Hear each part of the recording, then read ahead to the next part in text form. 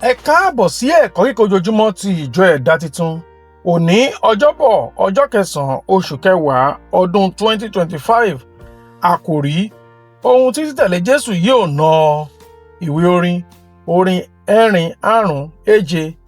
Ó dùn kí a gbẹ́kẹ̀lé Jésù. Ẹ̀kọ́ àkọ́sórí: Tani ó yà wá kúrò nínú ìfẹ́ Kristi? Ìpọ́njú ni, tàbí wàhálà, tàbí inunibini, tàbí ìyan, tàbí ìhoho, tàbí ewu, tàbí idà. Ìwé ROMU orí 8 ẹsẹ̀ 45. Bíbélì kíkà: ìwé ìhìnrere MATIU orí 8 ẹsẹ̀ 18 dé ẹsẹ̀ 22. Nígbàtí Jésù rí ọ̀pọ̀lọpọ̀ ènìyàn lọ́dọ̀ rẹ̀, ó pàṣẹ fún wọn láti lọ sí apá kejì adagun. Akọwe kan sì tọ̀ ọ́ wá. Ó wí fún un pé, Olukọni, èmi ò máa tọ̀ ọ́ lẹ́yìn níbikíbi tí ìwọ bá ń lọ.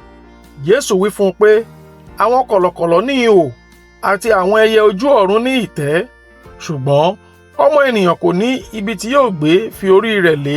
Èkejì nínú àwọn ọmọ-ẹ̀hin rẹ̀ sì wí fún un pé, Olúwa, jẹ́ kí èmi kí ó kọ́ lọ sin ìkú bàbá mi ná.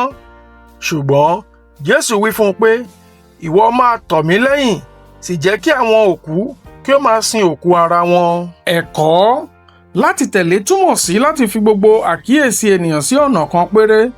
Ó tún túmọ̀ sí láti lépa pẹ̀lú ìtara. Onísáàmù nínú orin Dáfídì orí 42 ẹsẹ̀ 1 fi ìfẹ́ ọkàn rẹ̀ hàn sí ẹlẹ́dàá rẹ̀ pé, gẹ́gẹ́ bí àgbọ̀nrín tí ń fà sí àwọn ìṣàn omi, bẹ́ẹ̀ ni ọkàn mi fà sí ọ, Ọlọ́run. Ọ̀pọ̀ èèyàn ló ń fẹ́ láti tẹ̀lé Jésù gẹ́gẹ́ bí akọ̀wé tó wà nínú ẹ̀kọ́ wa lónìí. Àmọ́ kì í ṣe pé wọ́n ṣetán láti san ohun tí ò ná wọn.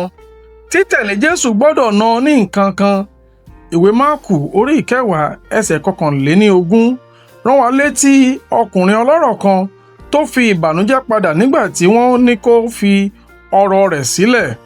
Lọ́nà kan náà, àwọn akọ̀wé náà fẹ́ dán Jésù wò.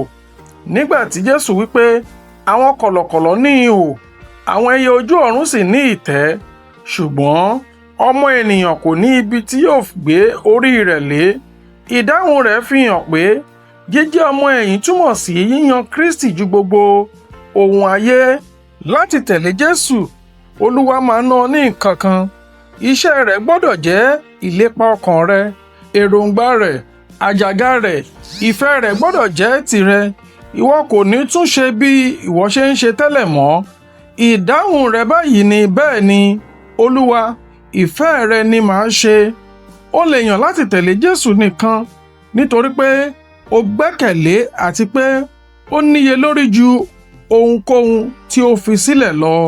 Ẹ̀kọ́ àmúrelé: ìgbádùn ayé wo ni ó dí ọ lọ́wọ́ láti tẹ̀lé Jésù tọkàntọkàn lónìí? Àdúrà: Jésù Olúwa, mo yàn ọ́ lónìí, di ọwọ́ mi mú kí o sì ṣe àkóso ohun gbogbo. Àmín. Títí di ọ̀la, ó dàbọ̀.